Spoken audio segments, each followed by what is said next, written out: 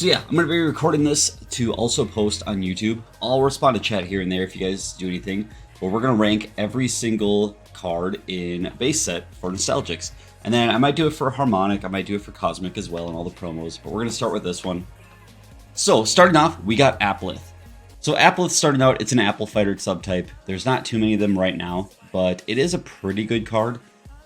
It's just not one that I've seen used quite enough, so I'm going to start this off with a C tier. Cerbercat, it uses a lot of surprise manipulation, lots of damage boosting. Something good for modern sets where surprises cost a little bit less. I'm going to go B tier for that one. I could have ordered these like fighters and spells and stuff, but we're just mixing them all up right now. Massive Effect. This one allows you to draw 3 cards and then discard 2 from your entire hand. Very graceful charity style. This one, I see a lot of decks run this. So this one is somewhere in here. I think we're going to land it on A tier, but we might drop it later. Maximum Armor, it gives armor to all of your fighters. It's very expensive to cast. Solid B tier. Metal Card Flick, you deal 2 damage to a fighter and then draw a card. And kind of that dual use purpose, I see a lot of people using it. We're going A tier. Reload lets you get your entire hand back by essentially paying 4. That one, kind of expensive. I never see people use it. C tier. Mill 10 from you and your opponent. Again, expensive, but very good if you're a mill deck. We're going C tier for this one. Sinking Feeling does damage to all of your fighters and binds them so they're not able to attack the next turn. And this one is very good for stalling and having an extra turn to react.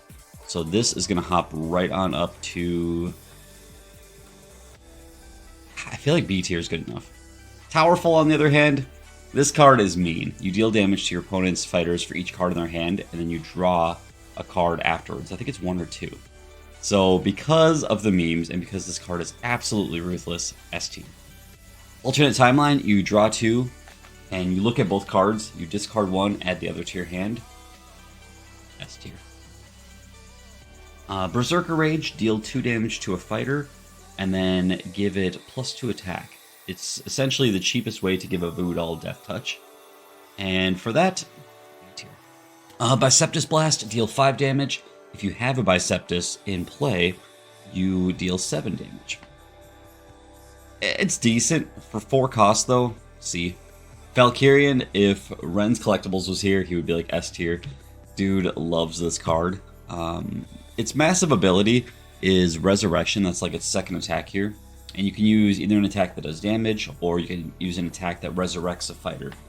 And for that, it is pretty powerful. It is a 3rd layer evolution. I'm going to go B tier.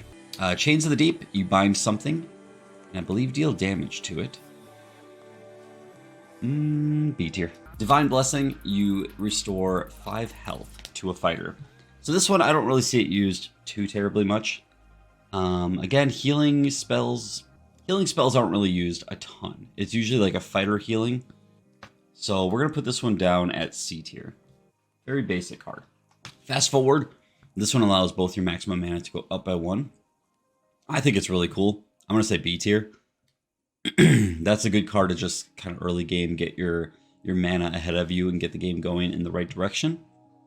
Heroic Resolve. So this one is good for changing your health to be equal to something higher or lower, which is pretty fun. So Heroic Resolve, going B tier. C tier, B tier, C tier. Hey, it worked. Oh, look at that. Nice. Okay. Just desserts. Okay, so this one, draw a card for each of your damaged fighters. Yeah, I didn't officially remember that one. This one's pretty good. You can use it with Magnet Storm, where you damage everything, and then you draw a card for it afterwards. So this one, we're going to put in 3 cost. That's a lot of draw power, potentially. Put it in B tier. Lava Bite, you discard 1 card from your hand and destroy an equipment or an arena. There's not many cards that destroy equipments or arenas, honestly. In the game, usually people play another arena to override an arena. But in this case, the fact that it can destroy an equipment, including things like Fanny Pack or cards coming up in Cosmic Collision that give you permanent mana, this one's very, very powerful. We're We're gonna go A tier. Level playing field, make all fighters' current health to be equal to their lowest current health of all fighters in play. So if they have a token in play and it's got 1 health, you can make every fighter in the game 1 health. For 6, it's very pricey, but it is very powerful. You can board wipe with this quite easily. I'm going to say it's A tier for now. I might drop it just because of the cost, but that is a very powerful card. So Lucky Draw, you draw a card, reveal it, and then deal damage equal to its cost to anything. The order of those words is really important, so you get to draw your card. Maybe you see it's worth, 2 mana, and you can take out something with 2 health on the board, instead of putting it all towards a hero and then having it be something that would be better used elsewhere. So because of the ordering of the words, this one is pretty powerful. But for 1 card drawn and that amount of damage, I'm going to say B tier. Magnet Storm, you deal 1 damage to all heroes and fighters in play. This one, with level playing field, board wipe. And you can pull it off with 8 mana. There's other ways to do it, but if you use something like Divine Wrath, which we'll get to in a bit, you don't get prize counters. This one you do. So for the difference, I would say this is a better combo.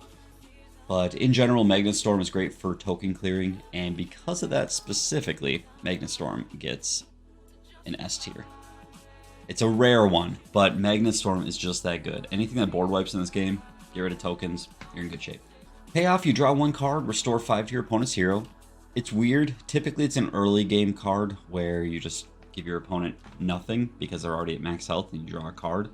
However, because you are replacing the card with a card you would have already drawn if it wasn't in your deck, it's kind of sus, There's not many cases where you'd want your opponent to gain health unless you're using like Revengerator or something. So I'm going to put Payoff as a D tier. There's a lot better cards you can put in your deck, honestly. All right, next up, Gruff Griff. One of the few cards in the game that actually does adjacent abilities. So fighters adjacent to this have +1 health and +1 attack. And that includes tokens. So you can buff your tokens, you can buff your fighters. You can also give an adjacent fighter of yours +3 attack, which is pretty important. For 6 cost and 9 health, it's a middling card. It's not the greatest or the worst. We're gonna go C tier. Pins and Needles. Deal 2 damage to anything for 1 cost. I think that's a really solid card. A tier. No other comments. I wish I would have had this set up before. This is perfect. Regeneration, fully restore 1 fighter, or restore 5 health to a hero. This one, again, healing spells just really aren't the play for most people. There are some cases where you want to do it, but I don't see it happening too often. 5 health to a hero is decent, but for 4 costs, that's kind of a low one. So I'm going to put this currently as a D tier. Might switch that. But for now, them's the dice. Rewind time. Choose one of your voided spells, surprises, or equipment, reveal it, and place it in your hand.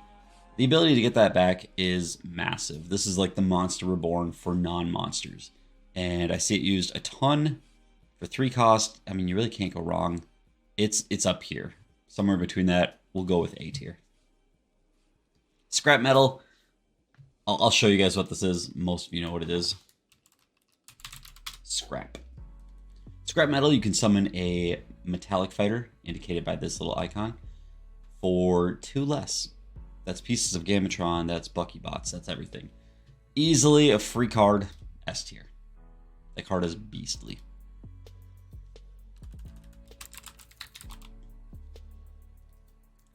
Slug Slime. Gain control of an enemy fighter with 2 or less remaining health until end of turn.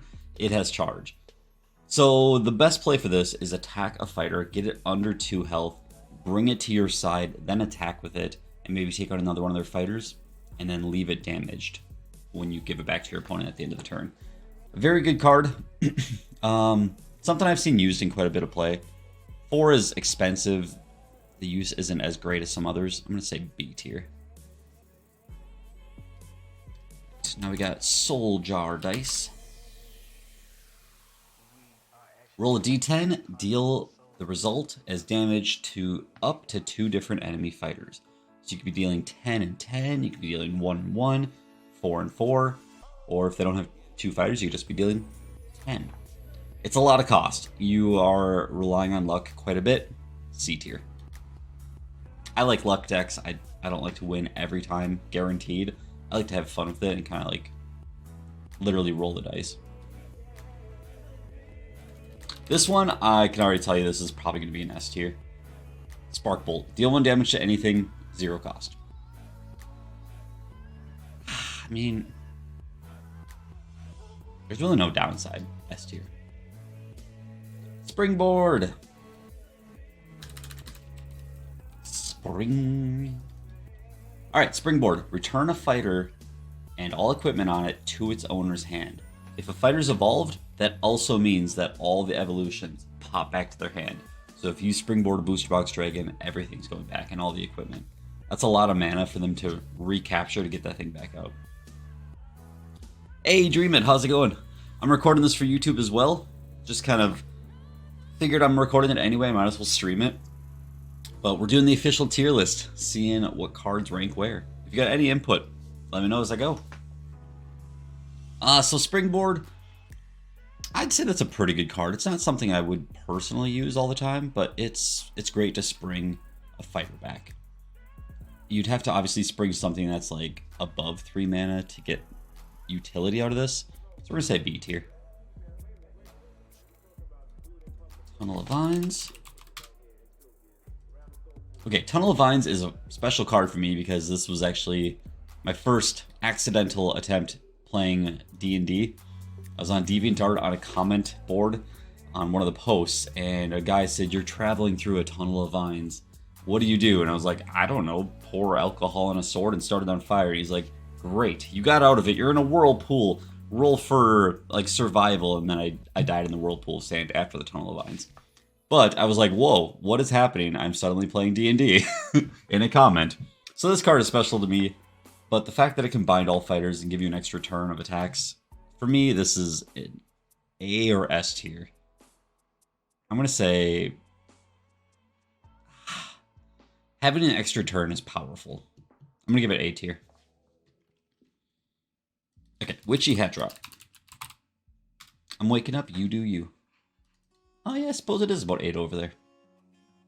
Here we go. Witchy Hat Drop. Discard 1 card from your hand, destroy a surprise or equipment. Most surprises cost over 3, so this would gain some utility there. The fact that it can destroy an equipment and also give you the utility of discarding a card from your hand, underutilized. I think this card is not played quite enough, but that is very good, and I'm going to say A tier. That's a good card. Tacoon. This is our red panda fighter, and the more equipment you put on it, the better it gets. Drastically. I've had Tacoons at 41 damage before, and 41 health. And it was a lot of fun to just like one-shot a hero with Tacoon. So as far as fighters go, if you can get equipment on this, or use something like Engineer 1P, Engineer Rip, and give him that hero ability weapon, then you're dealing 8 damage with every attack for 5. It's pretty beastly. If you get a lot of extra cheap equipments on him, super powerful. I think Tacoon's an A tier. He's a deck leader. Complete Yeet. Yeet. When a fighter attacks your hero, resolve it, then return that fighter to your opponent's hand and destroy the equipment. So with Springboard, the equipment comes back. This destroys all the equipment and yeets the fighter back.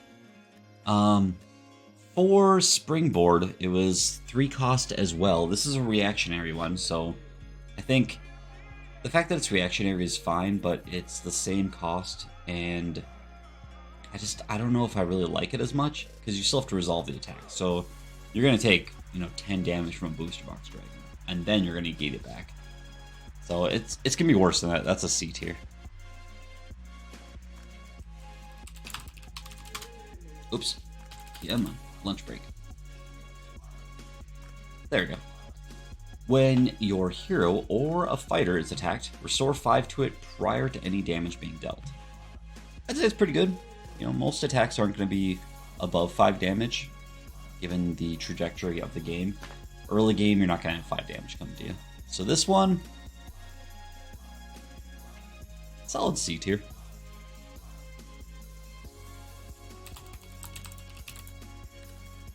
Gosh, my keyboard's not fully typing. Need a hand. If your opponent doesn't attack by the end of their turn, activate the card and void their or your hand. That player then draws 4 cards. Typically, if your opponent has fighters, they're going to attack. And in that case, this card just kind of sits there. If they don't have fighters, that means you're probably in the lead. So basically, this card is just a hand refresh if you're already ahead. And for that reason, mwah. I just, Okay, nope. I think most of us know what this card does. There's not many things in the game that will fully counter a spell, but the fact that this can 100% say, nope, you're not playing this card, I mean, that's an S tier. Easy peasy. Pressure Plate. If your opponent ends their turn with more cards in play than you do, roll a dice, so 50% chance. If you get even, they have to choose and void a card, and if it's odd, then nothing happens. So for 3, you have a 50% chance to get rid of 1 card your opponent has, assumedly their worst one. It's cool. It's got niche uses. If they have a lot of good cards, you know, it could reduce the weight of what you're battling, but it's not great. C tier. Replica. When your opponent summons a fighter, summon a 0-attack taunt token fighter with health equal to the cost. So this is great. If somebody gets a Gamatron out, you've got a 20 health taunt token. If somebody summons a Gundra, you've got a 4 health token. And it's got taunt. So the fact that it pulls an attack away from something else in play, one of the best surprises in the game. That's an A tier. Reverse is basically the nope for surprises, but you give your opponent an extra card if you negate their surprise. So it's a little bit worse than nope. I'm going to say A tier, but it is very, very good. Let's do save the day. Again, not a surprise I use too often, but when a fighter's played, you may pay 5 of your hero's health to void it and negate any effects summoning it would have. So for 3 mana and 5 of your hero's health, you can just say, nope, you're not summoning whatever your opponent is summoning. For that, it's pretty powerful, but again, that's a pretty good cost, so this will be a late game play. I'm going to say B tier.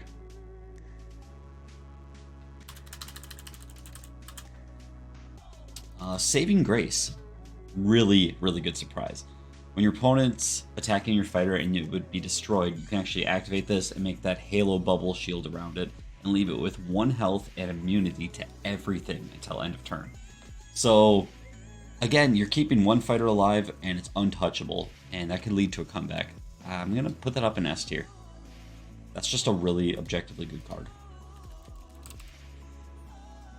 Squirrel of Distraction. You attack something, Squirrel, it's going to hit something else instead. Good redirection. You keep a fighter alive, similar to Saving Grace, but I mean, it still has to hit something, so it's going to be less than that. I'll say A tier. That's a pretty good card.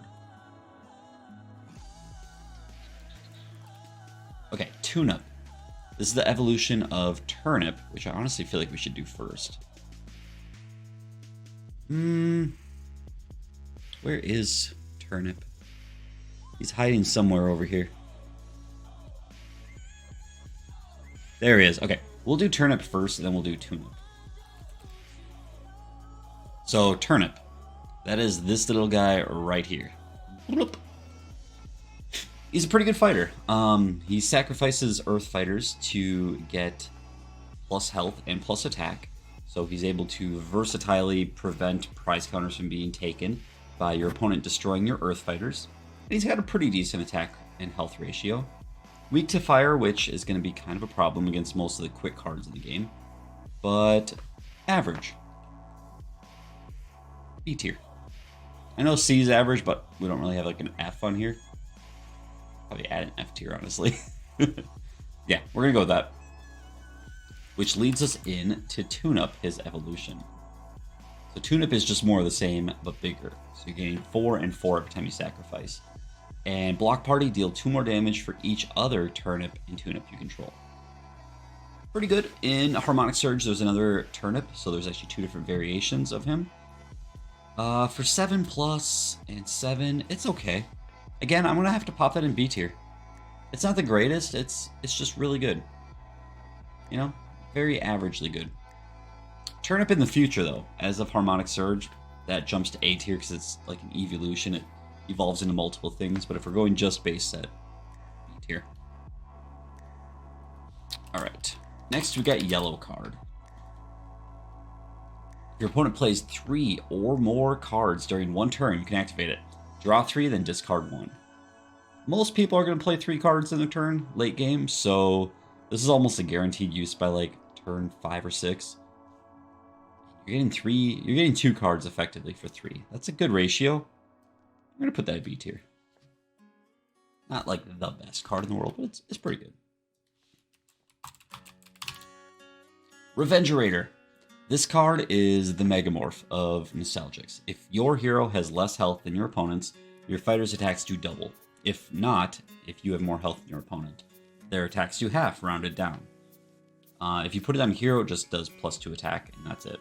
And if your heroes hit when they have equipment on them, the equipment breaks. So essentially, if you are behind, this is the comeback card. If you're ahead, whoops. For this one, I did the art. It's kind of goofy. It's all like weird retro Doom style. Really buff frog arm. I mean, solid B. You're either going to be ahead or you're not. And it's going to be good or bad, depending on whether you are ahead or not. Laser Pointer. Not my favorite equipment. Target can't be damaged by spells or hero abilities. So yes, you could put it on and technically be immune to Vix of the Six and its 1 damage pings. Or, you know, it can't be damaged by Spark Bolt or Magnet Storm or Tower Fall. Yeah, it's like the anti-Tower Fall card, but again, it's weird. This is the kind of card I would put in a deck with just Taccoons and load him up. So it's not necessarily D tier, but it's pretty close. I'm gonna go C on this one. On the other side of things, Supermassive Slingshot, very, very good equipment. If you put this on a fighter, it immediately can attack the second it's in play, and the fighter to the left of it can also attack right away. So if you've got a Voodoo or, you know, anything that needs to hit right away and do death touch on a fighter, boom. You can use Corvus with this and attack twice immediately. It's baller. Outside of this, the only card in base set with charge is One Trick Pony. So, highly recommend S tier for this. I don't think there's any reason this shouldn't be in a deck. It's just that good. Team Uniform. This is, oh man, Coat of Arms in Magic, where everything gains stuff for everything else. So gain +1 attack for each fighter and token you have in play. If you summon tokens, get this card. This way. Get this card. If you summon a lot of low-cost fighters, get this card. It makes your deck better.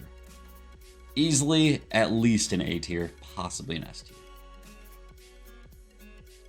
We got Bubble Shield, which is weird because technically Bubble Shield should be saving Grace, but whatever. When your opponent attacks this target, prevent any effect of the attack except damage that the attack deals directly.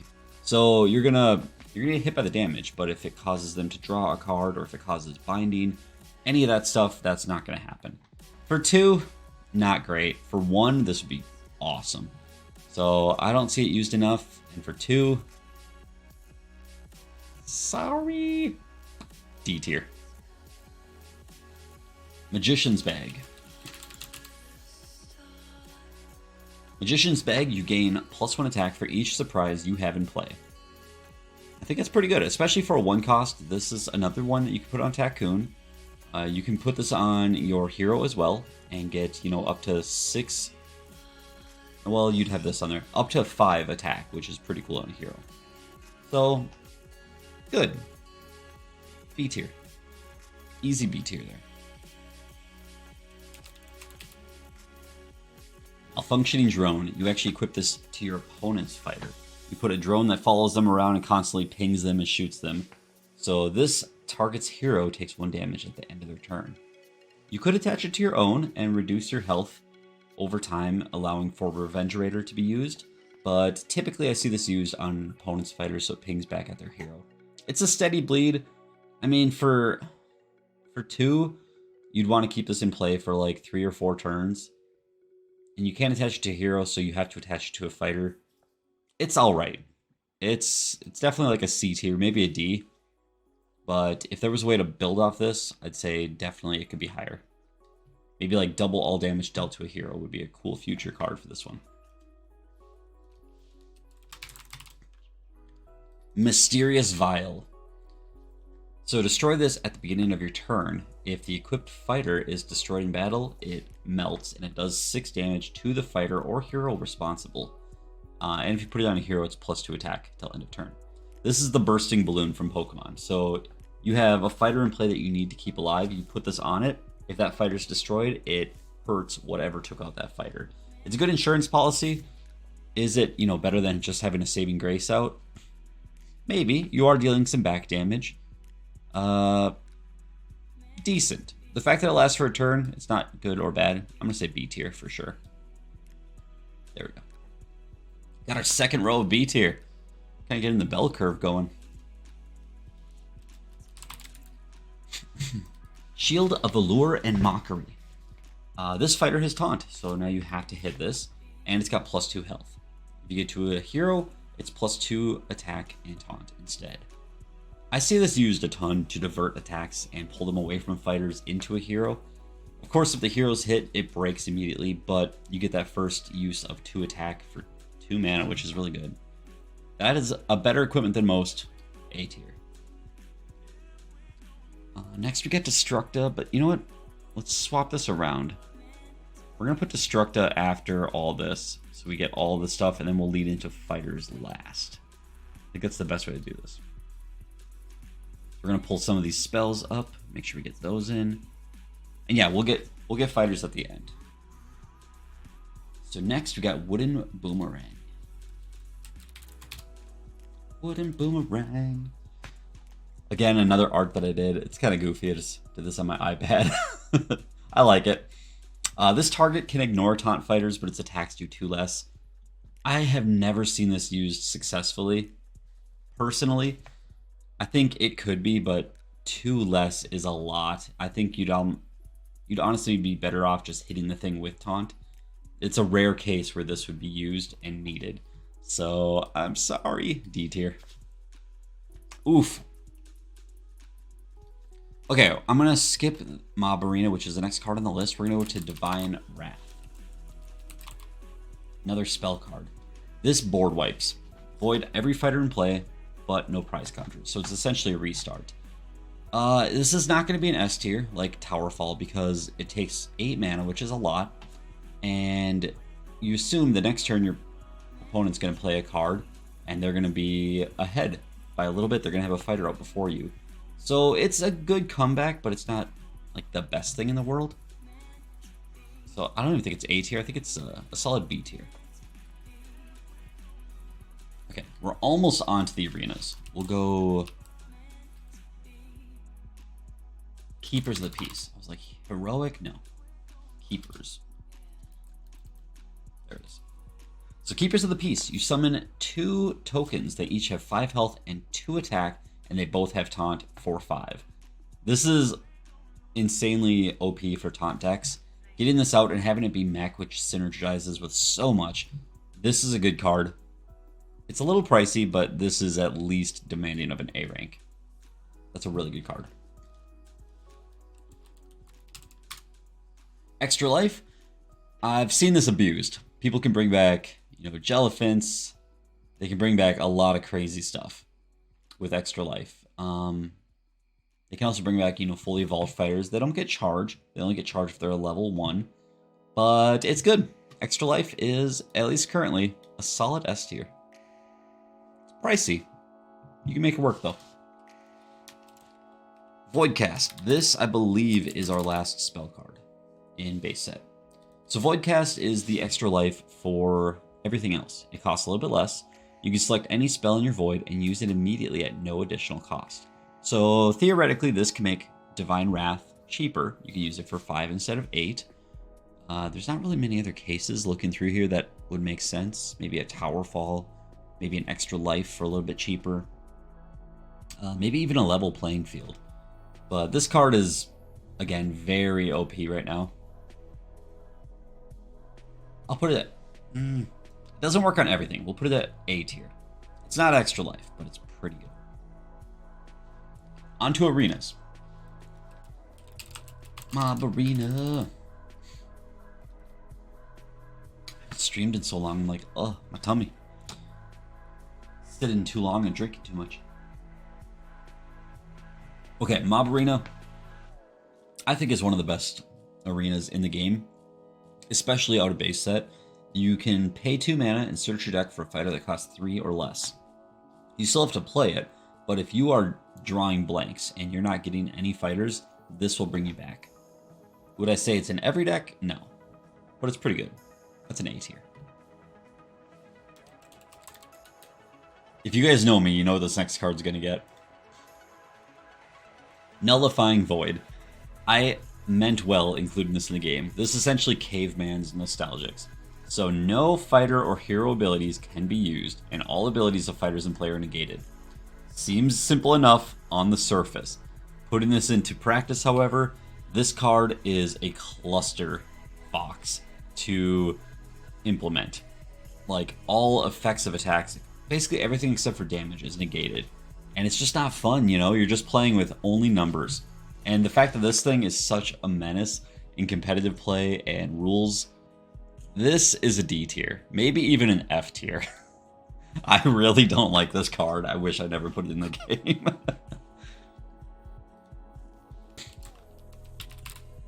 Proving Grounds. Each player's fighters may evolve into any leveled up versions of themselves directly, without needing to follow the chain of evolution. Over time, this card could be amazing.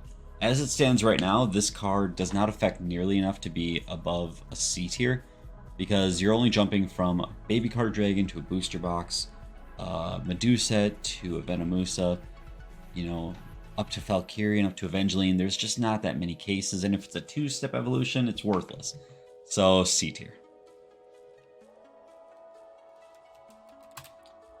Another good arena here, Rule 4. You can choose the direction it faces. Somebody's going to have no more than 4 fighters in play. Tokens don't count. And then some person is going to have 4 cards in their hand or less when their turn ends. So you're either going to restrict somebody's fighters or restrict their hand. The fact that you can choose, good arena. I'm going to say A tier. I'm breezing through these. I want to get to the fighters really, really badly. Game Show. Each player plays with surprises and the top card of their deck revealed. The surprises, that's kind of nice. You can avoid some stuff. I don't see this used nearly enough, but the top card of their deck is massive. If you're good with memory, currently we don't really have like the notebook that people can draw on. I'm sure you could during a game, but yeah, if you have good memory, you can memorize somebody's hand and you can basically see what they're doing ahead of time. So I'm going to conditionally put this at B tier, but if you're good with memory, A tier. Easy, easy A tier.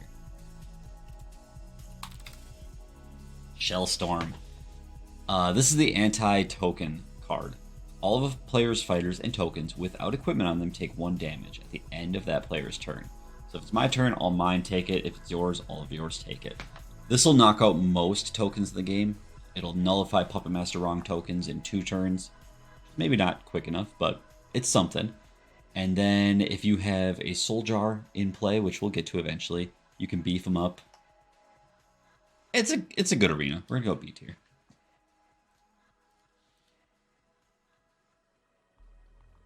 It also damages yours. I would put it at A, but it also damages yours. Okay, tutorial level. Both players draw up to 5 cards at the end or at the start of their turn, but if they've already got 5, they just draw 1. So it's a replacement for the draw step. Instead of just drawing 1 card, you're going up to 5. It's truthfully amazing for the first time playing. If you're teaching a new person how to play Nostalgix, I would just pull this card out and put it in play. Done. Like, I'm not going to use the slang of nowadays, but like, no cap, just play this card anytime you teach somebody. It's great. I'm going to say A tier for that one. Alright, we're on to the heroes. So we have Engineer. Now there are void rare versions of these heroes, and wherever I put the normal one, I'll put the void rare as well. So this gives a fighter or hero a +1 attack. So he can attack. You can also give it to somebody on your field and have them attack. Typically, Engineer is either going to boost a Voodoo, a Tycoon, or itself. It's very rarely going to boost anything else. So if you use Engineer on himself, he has 1 attack. If you do it on Voodoo, instant death touch. If you do it on a Tycoon, then it's dealing, 5 plus 3 plus 1, so 9 damage. It's pretty good. Outside of those cases, he doesn't do much for the game. So, B tier. I kind of regret putting the Void Rares in here, but that's fine. We'll deal with that.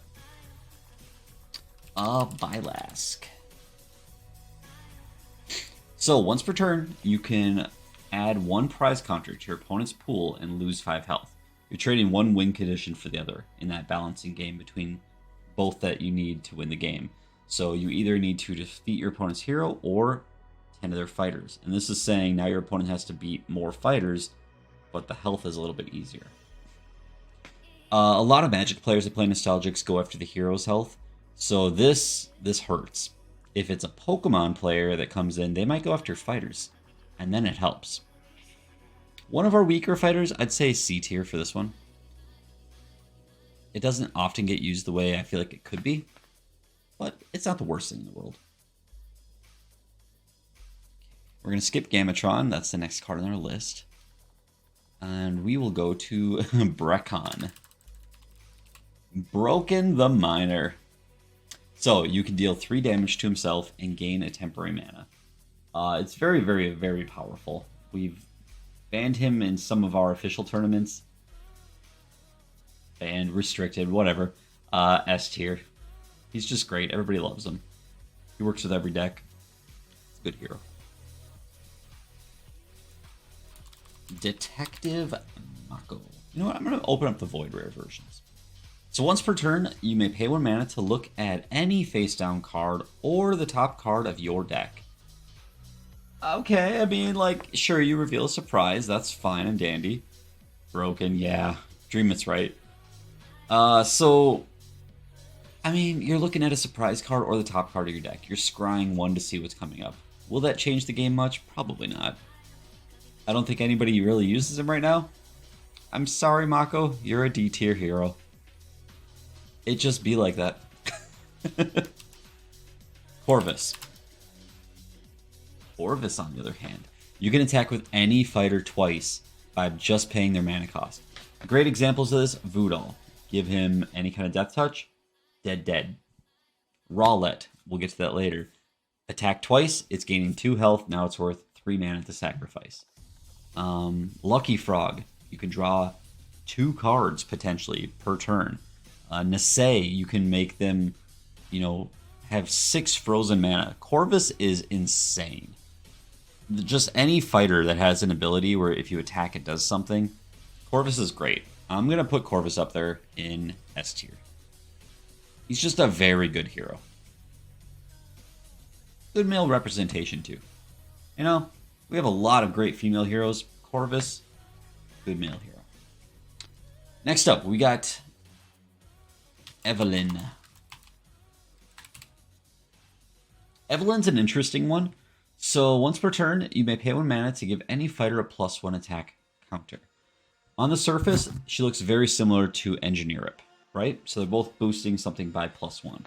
However, this one stays permanently, and it's a counter versus a weapon, or an equipment, which, boosts Tycoon. It's decent. Evelyn's better than Engineer, so we're going to put her in A tier just for that fact. Bloop. Alright. Nakira.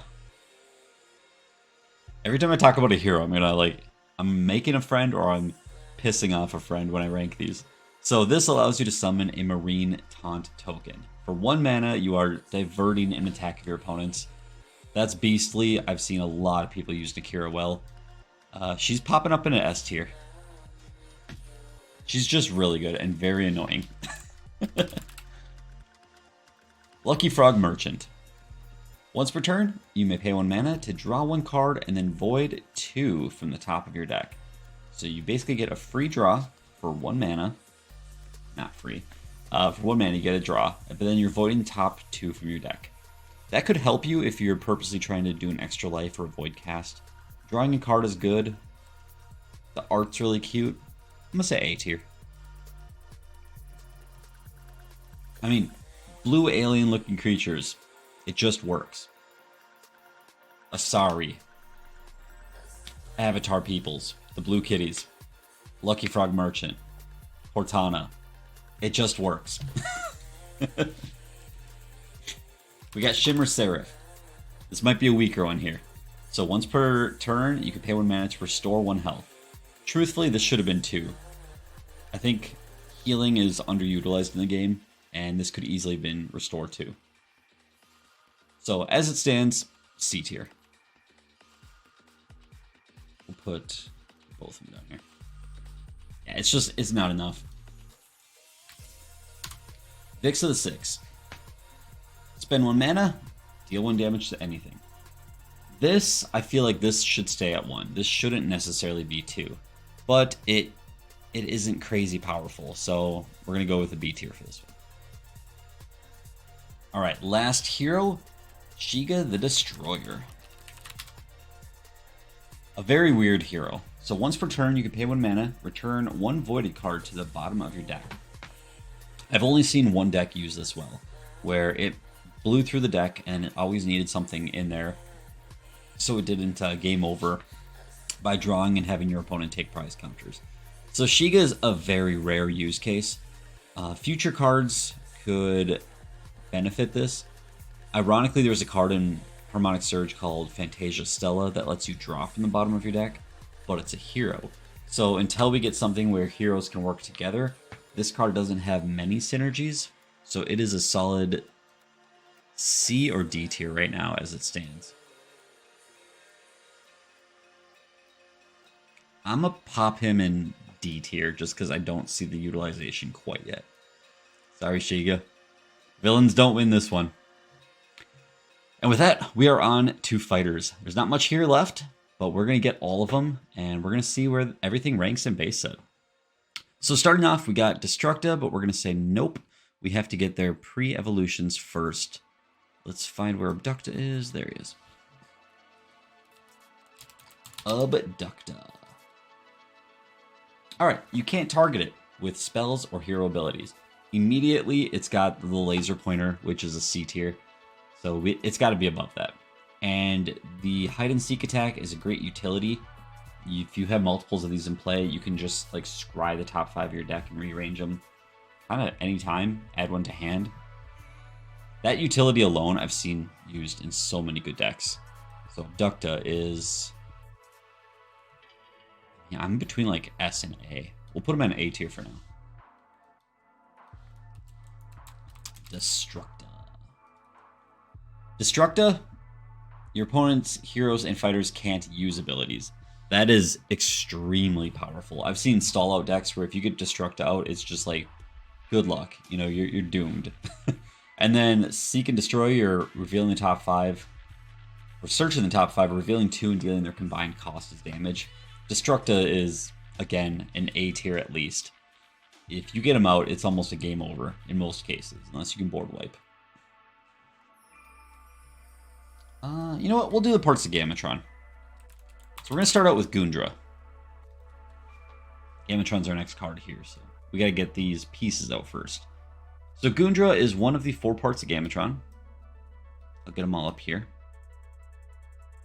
Get them on. There we go. And perfect. Of the 4, I like Gundra the most. I stand Gundra. He does 4 damage and then 2 to something else. For 4 cost and 7 health, that is an easy S tier. Gundra is crazy powerful. Aegisect, Again, 4 and 7.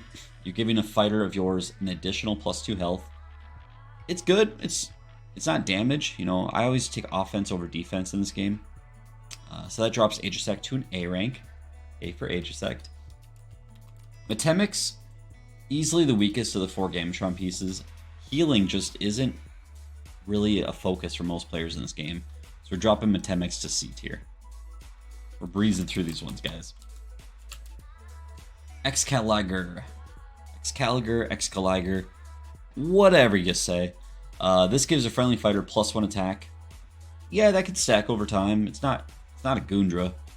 It's an A tier. Dream It over here saying, legend has it that these pieces took inspiration from their waifu rangers. There are waifu ranger versions of each of these, which alone get A or S tier in my book because they're made by Juan, and Juan is awesome. Next up, we got Zigamatron, which also has a waifu, and a Void Rare. So Gamatron, I mean, he's the OG. Whether you stick him in your deck and use this 20 health as, or 20 cost as a utility for attacks, or you actually get him out and hit, Gamatron is the Exodia of Nostalgix. That is an S tier. Everybody loves Gamatron. Bar none. Gamatron is legend. Jelliphant. There's a Void Rare version of this as well. You can get a green Jelliphant or purple. Once you get him out, he does 3 damage to everything. He just berserks everywhere. That's his play ability, and he also does it as an attack. You can get him out with extra life. He has charge, unfortunately, because he's stage 1. I would probably rewrite that card in the future to not include Jelliphant. But as it stands, Jelliphant is a beast. He's very expensive, even with extra life, so we're going A tier, but he is up there. He's right on that border between A and S. Possibly a second S. He is an ASS. We're going to go to Buckybot next. Get the Xenobot line out of the way here. Buckybot. And then we got Phagebot. There he is. Buckybot. The best mech outside of a Gamatron piece. They stack together. They beef off each other. Like, if you've got mechs out, you're helping a Buckybot. And for 1, 1, and 1, gaining 1, it's a solid mech. Whoop. A tier.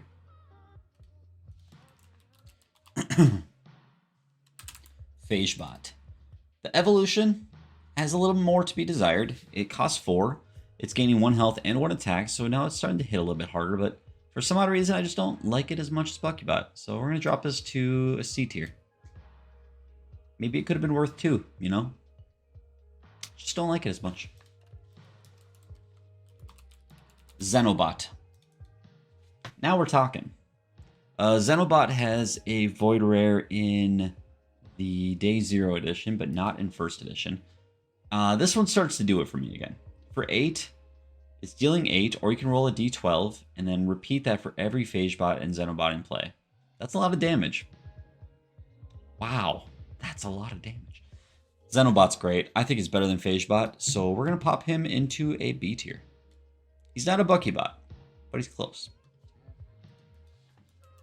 Next up, we got Valkyrian, so we will do the Farron line. This is Ren's favorite line of cards. At least as far as I know. So we got Farron, Valhalla, and Valkyrian. Where is Valkyrian on this list? We will find him later if I can't. I am blind. Where is it? I don't actually see it. Nope. You know what? We'll find out when we get there. Maybe I already ranked it. I might have early on ranked Valkyrian. Yep, there it is. It's a B tier. Okay, so Valkyrian, we gave a B tier. I will show you that one here quick at the end. But starting it off, we got Farron. So Life Touch, when it deals damage, heal your hero by the same amount. A lot of players forget that actually happens. But you are getting 2 attack for 1 cost. Solid B tier. Valhalla.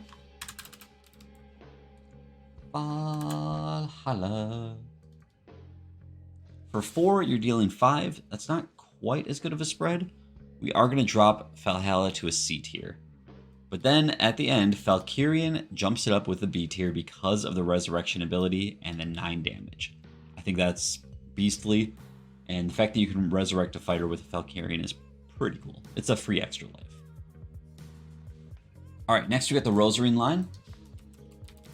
So got Rowlet to start things off here. You can sacrifice Rowlet to gain its health as mana until end of turn. And every time you attack with it, it gains +1 health. So going back to what I said earlier, if you have Dr. Corvus out and you're attacking with Rowlet, you're getting +2 health on it. So you could attack twice with Rowlet, have it up to 3, sacrifice it, get 3 mana. Or you could evolve it and it does increasingly more damage and health gaining. Rowlet's pretty good. I think its higher evolutions are better, but as it stands, it is a solid B. It dies quite often, but it's pretty good. Okay, so Rosarine is the last one. Where is Robel? Robel is the evolution. I like this one a lot because it's only 2. So it's very easy to get Rowlet and Robel out in basically the same turn. You can get up to a Rosarine in 1 chunk of mana. So Robel is actually going to kick it up for me because, again, for 2, you're gaining 4 with Corvus. So now it's got 6. So in 1 round of attacking with Robel, you've got 6 additional mana. That is massive. That's an A tier for me. Rosarine, the big one. For 4, you're doing 5 damage and you're gaining 4. Again, I'm going to go back to Corvus. That is the best way to use this card. You're gaining 8 health, so attack twice with it, sacrifice it, 12 mana. You can do a lot with that. Rosarine, underutilized, A tier. Not quite an S, but it's really, really good. And fun fact, this actually broke the game starting out. When Extra Life gave every fighter charge, you could Extra Life into a Rosarine. So spending, what is that, 6 mana? Get Rosarine out, attack, gain 4. Now you've got 8 mana in her, sacrifice it, and rinse and repeat. You could essentially have an infinite loop of mana there. So we had to stop that because it was broken. Rosarine broke the game. Next up, Stack of Fox. Stack of Fox does have a Void Rare. It's a little insane, kind of Naruto Kaiju level stuff. This is the core card in the Cluster Fox deck.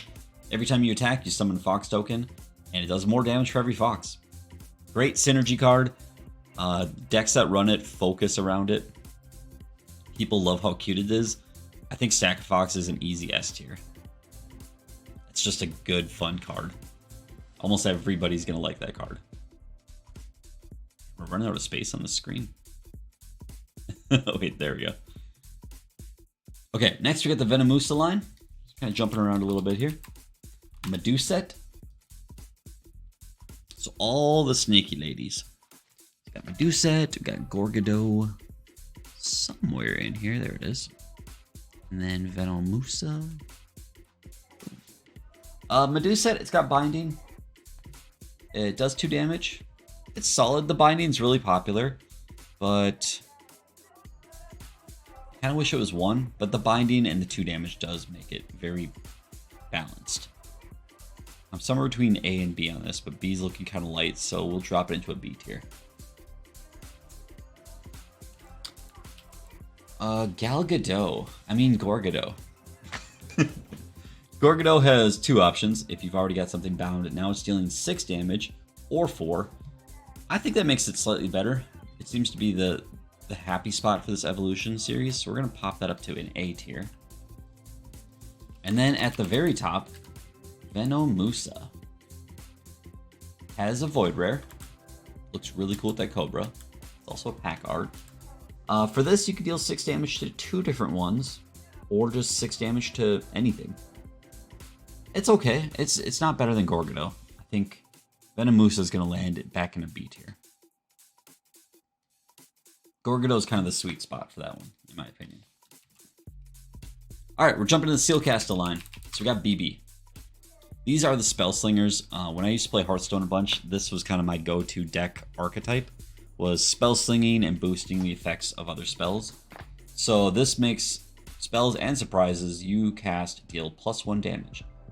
In base set alone, the surprises dealing more damage didn't affect anything, really. It was just the spells.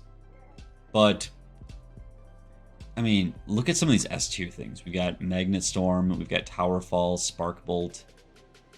There's some spells that do damage. Even down here, there's a lot in A tier. So BB is very useful. I'm going to put it for 1, though. For 1, I'm going to put it in B tier. It's bordering on A tier for me. But it's up there. Scaffa. For 4, you're now dealing 2 more damage with each spell. So if you're doing Spark Bolt for 0, now it's dealing 3 damage for 0 mana. That's a pretty good card. I don't like the 4 cost here. I wish this was like a 2 or a 3. But I see what we were doing with the progression of cost. So Scaffa, I'd say worse than BB. Probably a C tier. But it's good. And then Sealcasta. Sealcasta is a beast. I don't think we have a Void Rare for this one. No, but we did in day 0. So this one, they are doing 4 more damage. You can deal Binding to a fighter and deal 8 damage. Your next spell can deal 4 more damage. That together... Ooh, our Cold Fusion's restarted. Nice. So, Infinity Scarf with that ability, if you use that, Spark Bolt is dealing 9 damage for 0 mana. Sealcasta is a beast. That is an easy A tier for me. If you get Sealcast out, I mean, that's insane. If you do any kind of bulk attacks like Magnet Storm, you're dealing a whole lot of damage. I mean, it really only takes 1 Sealcasta to run a game. Okay, we'll get into my favorite fighter in general, Lucky Frog. He's got a golden variant that you probably all know about. It makes each player draw an additional card, and you can also draw a card if you get an even. With Corvus, you're potentially drawing, 2 cards every turn. I am the Lucky Frog. I mean, he is life. Lucky Frog is life, and his attack is great. That is an S tier. Every deck should have a Lucky Frog, and if you ever take one out, you're a monster. I've said it. We're going to jump to the Lilith line, which starts with, let me check, Succubi. There it is. I had to make sure I didn't actually play this one yet. So Succubi, it's a demon. It causes your opponent to discard cards. If you've ever played Yu-Gi-Oh, there is something like a Yada Lock where you can make sure your opponent doesn't have cards in their hand and just keep making sure they don't have cards in their hand. Unfortunately, this card is capable of that. You can make your opponent constantly discard cards in their hand. I mean, they'll still have a turn, but it's very restricting, similar to the chains on the card. Not my favorite card, not something I see used enough, but it's good in like a binding deck. We'll say B tier. Next, we got Morriga. Morriga's better. When this is played, you bind a fighter, and then your opponent discards a card for each bound fighter. So, assuming it can attack right away, or you've got something else that binds, you're making them discard and you're dealing a lot of damage. I think Morriga's better, but very, very expensive. So, because of that, B tier. Lilith. Lilith is a tank. This is easily the most expensive card in base set outside of Grot Bloom and maybe Gamatron, but this is like the card, When it's played, you bind 2 fighters, and your opponent discards 2 for each bound fighter. If you get this out, I mean, you're rolling. Nobody's dealing 18 damage to this. They're going to try to death touch it or just get it out of the way. They're not going to kill this card. It is 10 cost, though. If you extra life into it, maybe that's fine, but generally I don't see it used enough. I'm just going to keep that whole line as B tier. Yeah. Okay, we're almost there with the fighters. I am seriously going to need like a water after this. There's a lot of talking. Somebody has to do it, though. I want to see all these cards ranked, and I've never done this myself, so it's kind of fun. So Rodonic is an interesting line. When I made this, I had the idea for the design in mind, but the effect kind of came after the fact. So Rodonic, if it's got 1 life left, it has Death Touch, which truthfully doesn't even matter because it deals so much damage initially. It deals 6 damage for 3, and it's so powerful it actually hits your hero as well. So the ability, in my opinion, is frankly useless. Most cards are going to have less than 6 health. So it's a bit overpowered in that regard, A tier. It evolves into, not Phagebot, Pestilence. Pestilence, again, if it's got 1 or 2 health, it has Death Touch, but that really doesn't matter. It's dealing 9 damage. There's very few cards in this game with more than 9 health. So the Death Touch is kind of worthless. It's just 5 cost for 9 damage. Very powerful. It's an evolution, so it's a little bit worse, but I'm going to say B tier. Roke. The rat has now gained wings. It is a crow. It is Croak, the Crovid of cards. It has Death Touch immediately, and you can deal 12 damage, which again is completely pointless because it has Death Touch. Or you can deal damage equal to the damage of all of your fighters. But again, is that going to be more than 12, and does it matter because it has Death Touch? I would probably rework these a bit and put their base attack values a little lower.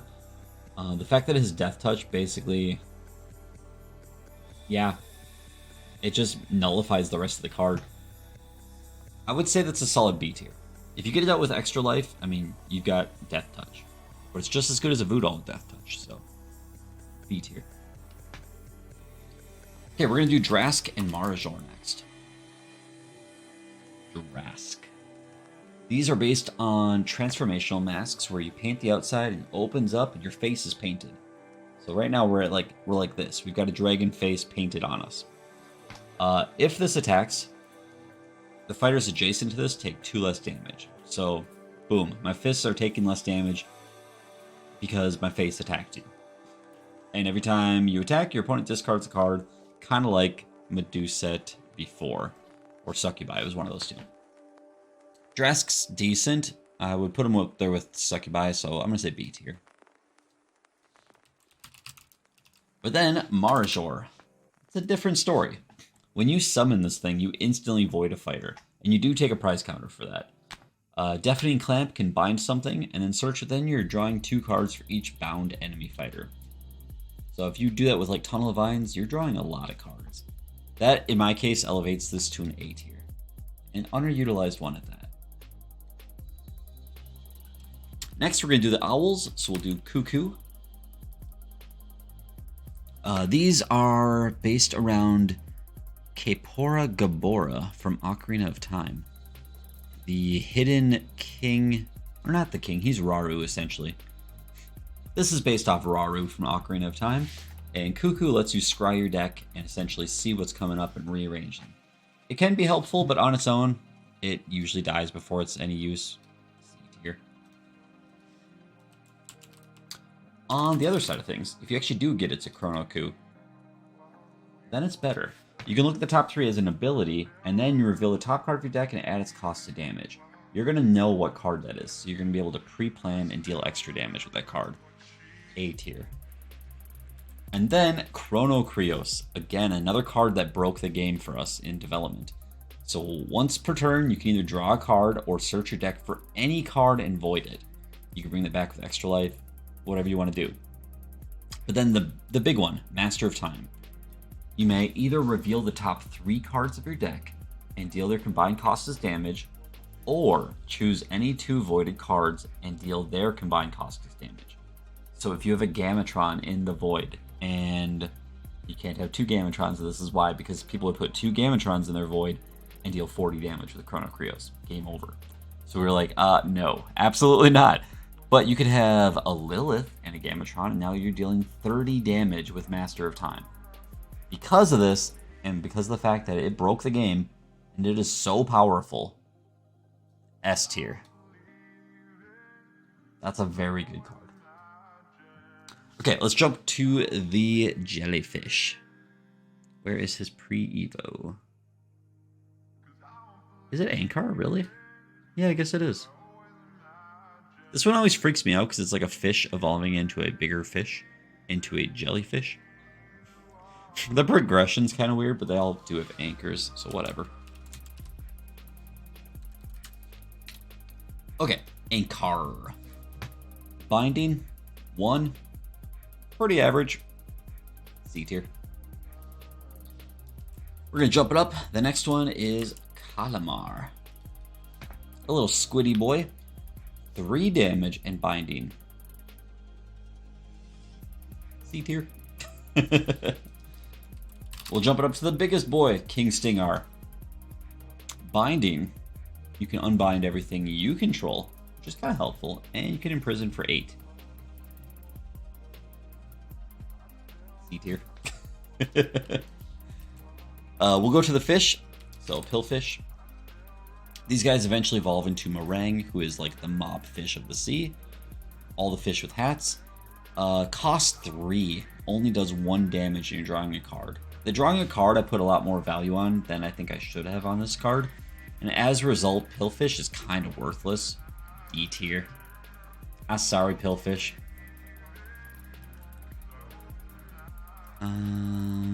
Plundrak. I almost forgot this guy's name. For that alone. So, Plundrak, you draw 2, discard 1, does 3 damage. I'm sorry, Plundrak. You're just not that good. Meringue, however, gets some redemption. Meringue is pretty cool. You get to draw 3 cards and discard 1. Or you can deal 1 more damage for each card in your hand. This, in particular, saves this card. Because now you're drawing cards, it has a point. If you can have up to 10 in your hand, this card could potentially do 14 damage for 7. That's pretty good.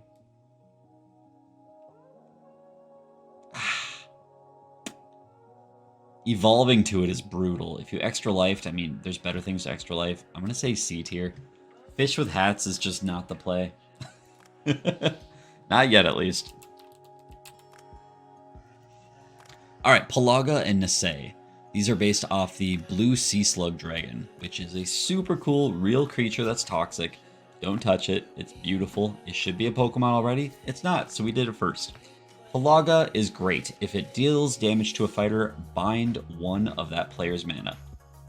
So it's kind of binary. Did it deal damage or did it not?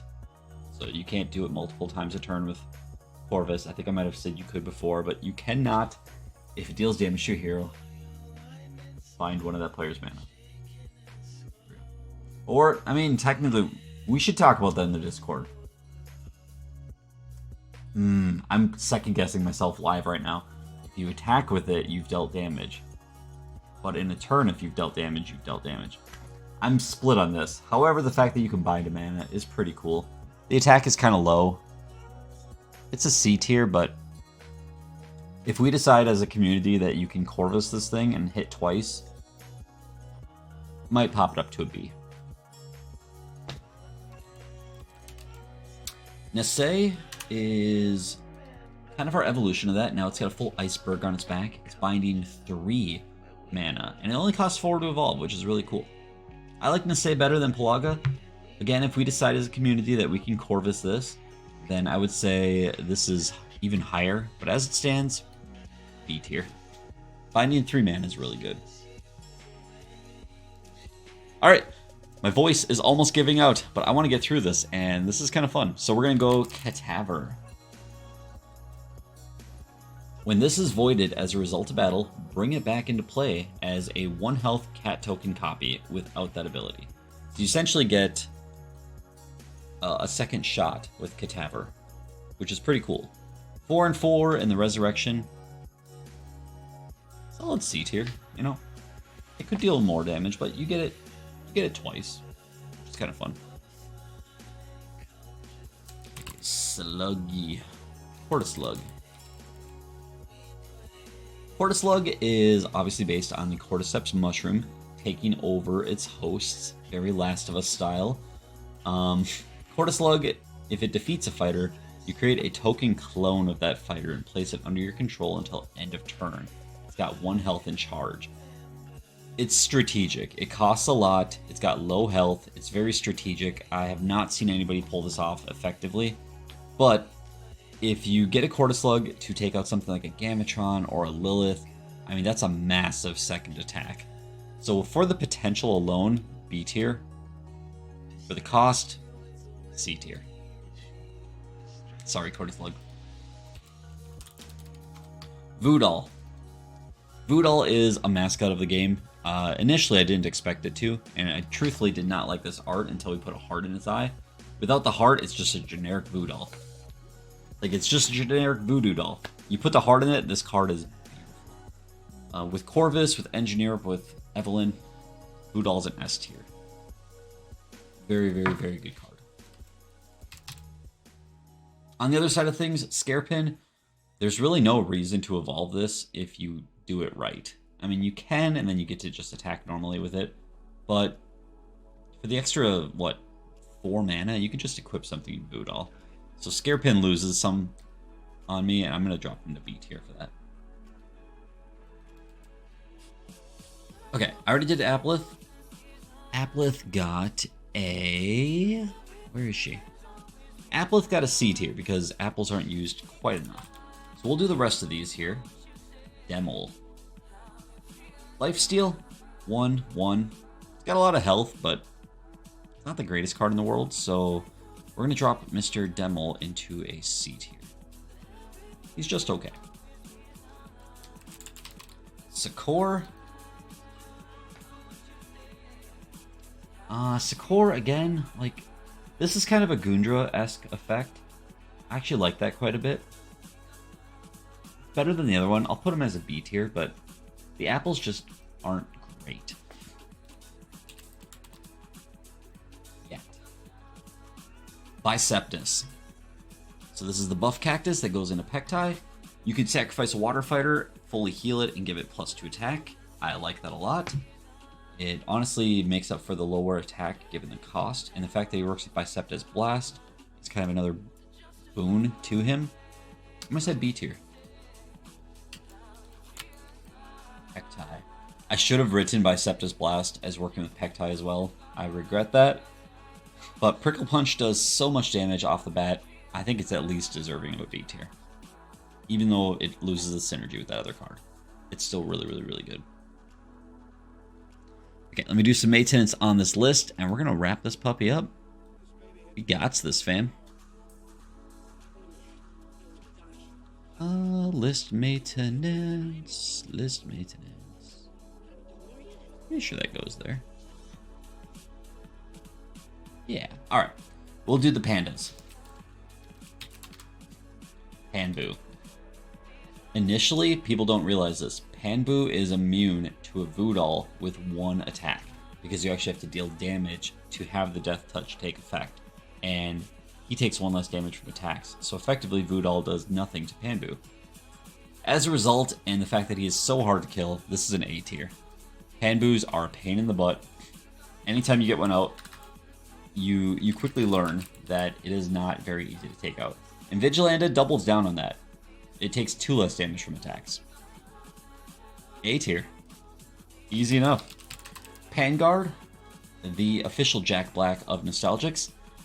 Restore 4 health at the end of turn, takes 4 less damage, and does more for each panda. I mean, good luck taking this guy out. He's borderline invincible. I'm going to say S tier. Jack Black is S tier. We got Baby Card Dragon. I'm going to speed this up a little tiny bit here. Your opponent mills the top card of their deck when it comes into play. Does 2, potentially 4 damage with an attack. That is a great card. A tier. Jumbo card. Your opponent mills 3 when it comes into play. And you can deal up to 9 damage for 5. That is beastly. That's like up there with Pestilence? Yeah, without the negative consequences. I mean, that's clearly better than Pestilence, so that is also an A tier. Booster Box Dragon. Booster Box Dragon is the Charizard of our game. You mill 6, your opponent does when it's summoned. You can also choose to make them mill 5 more, or void the top 2 of your deck and deal the combined cost as damage. Most people opt to mill Wing Slice. This card is a beast. S tier. Booster Box Dragon is S tier. Pygmy. Okay, on to the piggies. Rollout. I have destroyed myself with this. I've dealt 5 damage to myself enough times where I've destroyed myself in a game. But you roll a dice. If it's even, damage goes through. If it's odd, it hits you in the face. It's a d6 that you roll. So 50% chance to do damage, 50% chance to hurt yourself. C tier. It's fun, but it hurts every time. Pyrox, roll a d6. If the result is 1, deal 4 damage to your hero. If not, deal it as damage. So it removes a lot of the RNG from that Pygmy attack, but it's still not great. I don't ever really see it used. I'm going to say C tier as well. Pyregny is a d20. It does damage to your opponent based on the result. Unless you get a nat 1, then you're hitting yourself in the face. But any excess damage rolls over. There's a magic term for that I forget. It's like the battle damage at trample. This basically has trample. For that, it's better, but not that much better. B tier. And then I got this guy right here. I'm going to do Pyroke next. This is the burning tree from Hearthstone, in my opinion. So you deal 2 damage to all other fighters and heroes at the end of your turn. So it just kind of like explodes. And Rampage can deal 4. It's very high cost. I've never seen this card used. So I'm going to say C tier. Seriously going to drop Nullifying Void to F tier though. I keep looking at that. Lavamander. Originally this was the art for Lava Bite, by the way. But we swapped it around. When this enters play, destroy an equipment. There's not many cards that do that. It also has an attack to destroy an equipment. It's costly. However, given that utility that is very unique to it, at least a B tier. Okay, we'll go to the Evangeline line. We're getting really close. This is kind of fun. So Sarah, Euphina, and Evangeline. Evangeline has a void in day 0. But Sarah makes your hero gain 2 health, which can pop you above 40 when it enters play, and its attack restores health to any fighter. Typically, healing decks I would not rank high, but this card is clutch. I mean, every time you attack, you're healing something. It's hard to overcome this. This is a solid B. And the next one, I think, is maybe the most powerful healing card in the game, Athena. So you gain 4 health when it comes into play. If you're at 40, you're now at 44. And when it does its double justice, you're dealing damage to 2 targets and healing 2 targets. That is a very hard card to overcome. That is an S tier. Every deck that I've seen go against an Athena has trouble overcoming it. I mean, that just speaks for itself. Evangeline, the final evolution of the Angel line. Divinity is kind of a new card effect that is only on this card. When your hero is healed or gains health, give each of your fighters +1 attack and +1 health. I've never seen somebody use an Evangeline correctly, but that doesn't mean it's not good, because Chorus of Angels gives all of your fighters life touch. So when they deal damage, heal your hero by the same amount.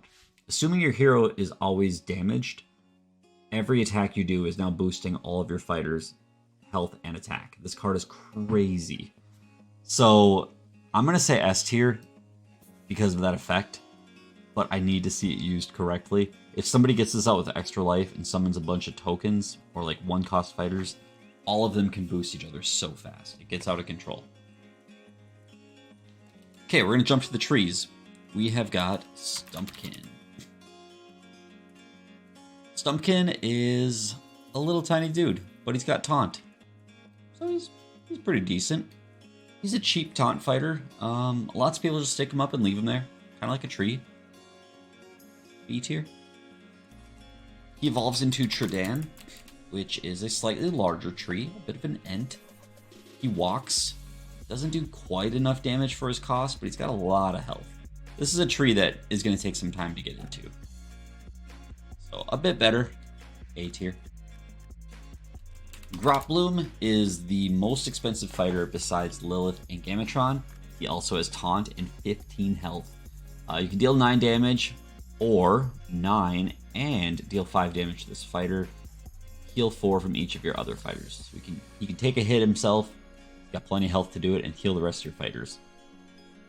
Not too utilized. Usually people use him for his cost and like Chrono Krios with him. But Groploom's okay. I'd say he's at the level that Stumpkin is, maybe slightly worse. We'll say B tier. Alright, not much left, friends. We are going to go to another evolution because there's not too many left.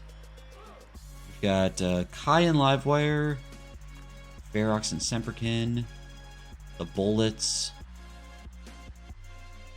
Yeah, I guess we have a decent chunk of fighters left. But not a crazy amount. There we go. We already played Cerbercat up above. I gave Cerbercat a B because it looks at a lot of spells and surprises. So we're going to put Liddy next, which is a pre-evolution of Cerbercat.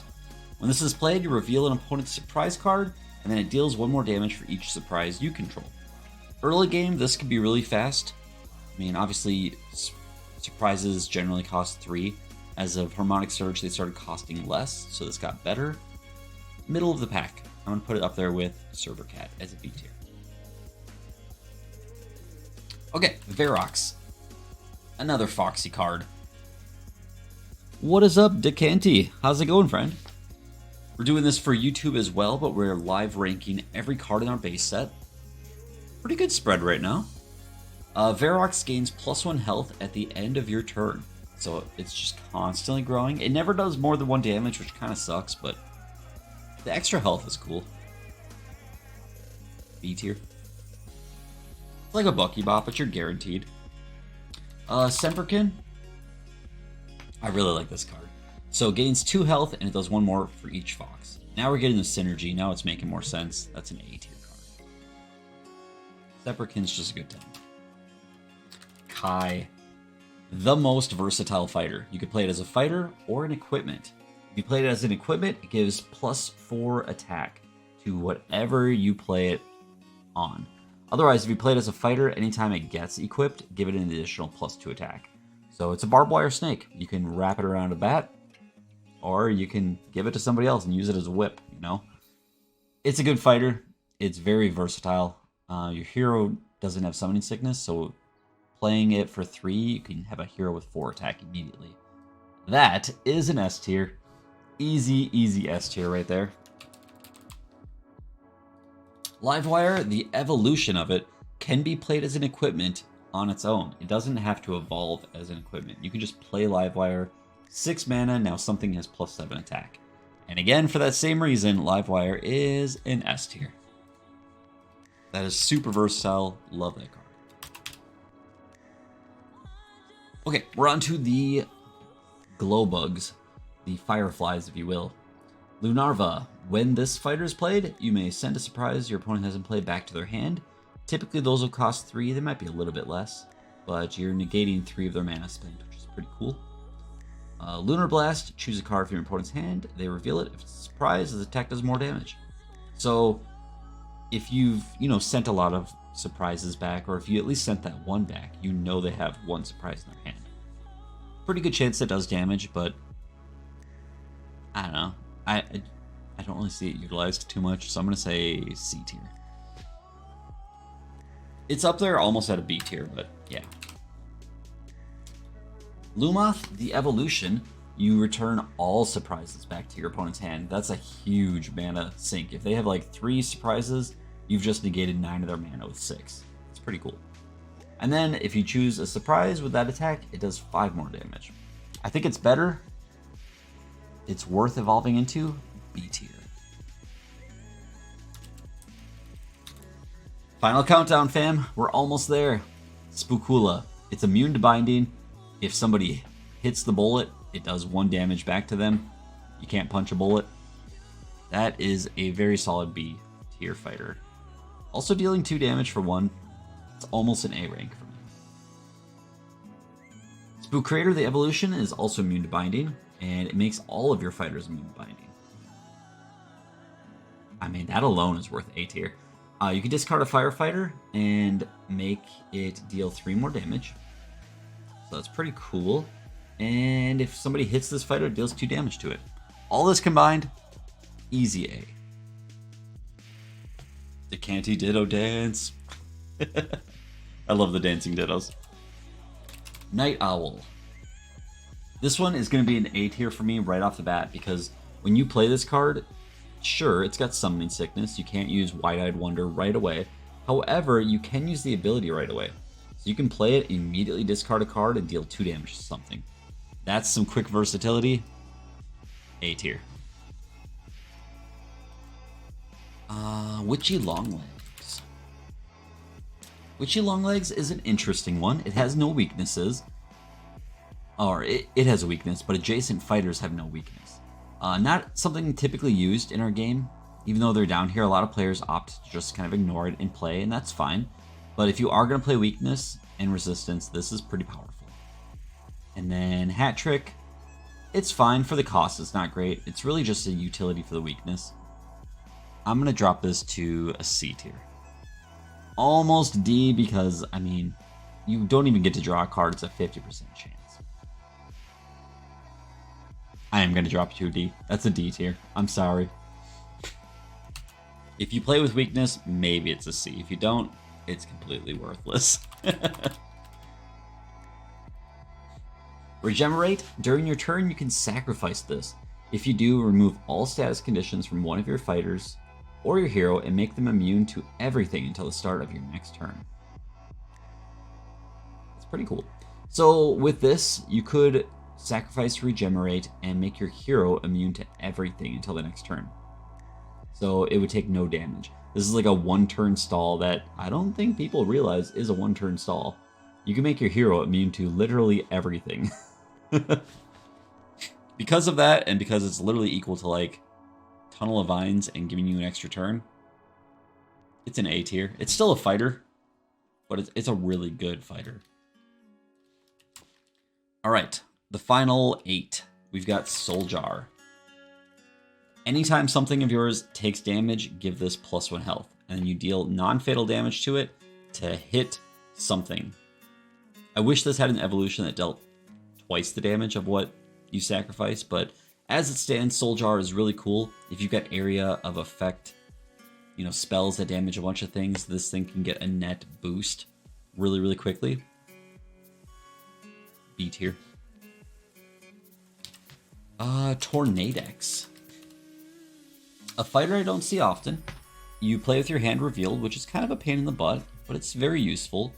And then Gale Force does 1 damage to every other fighter you control. So it's a detrimental attack because it's so much damage for 5. However, if we look over here, Pestilence does 9 damage for 5, and that's a B tier. And this one's kind of worse.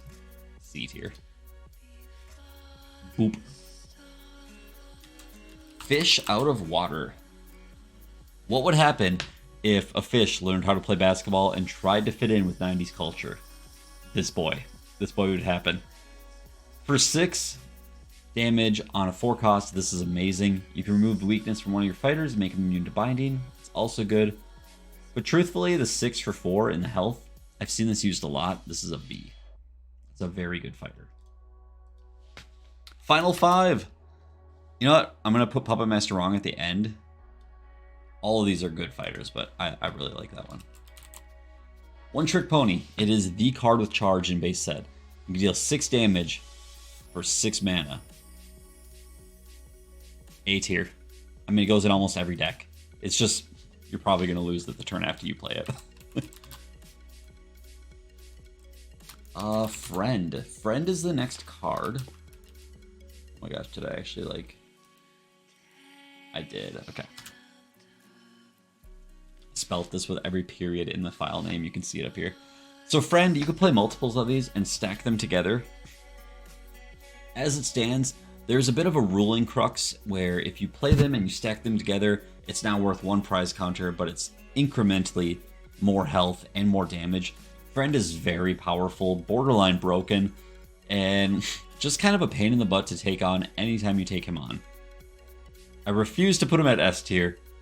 I will put him at A tier. He's good though. He's a very good friend.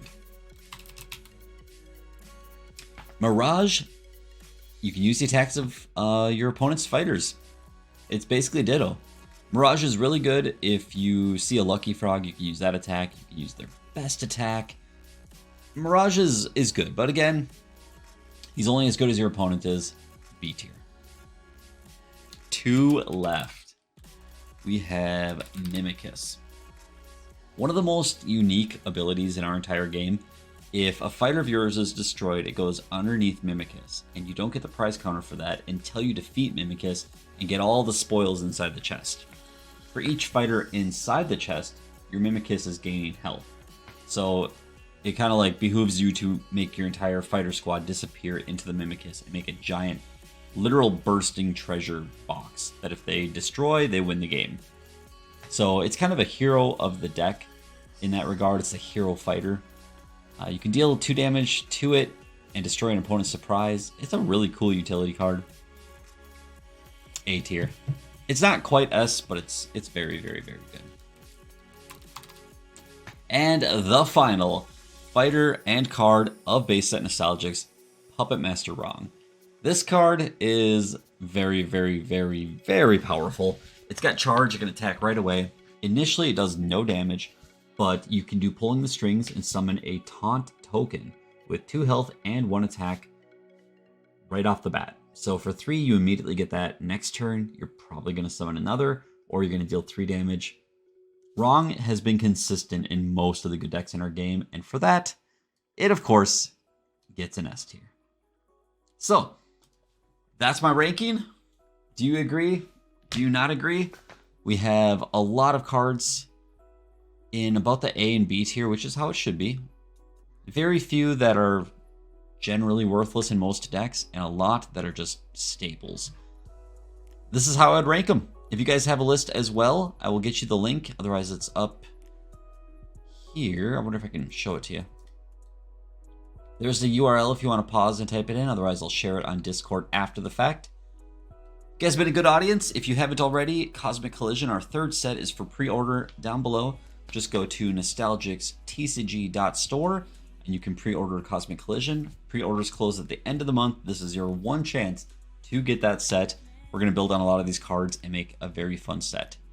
But I'll click to save and download, and with that, I'll catch you guys on the Discord. Discord.gg/nostalgixtcg. Join us in there. Always talking, always having fun. Game on. Have fun, dudes. Zappa out.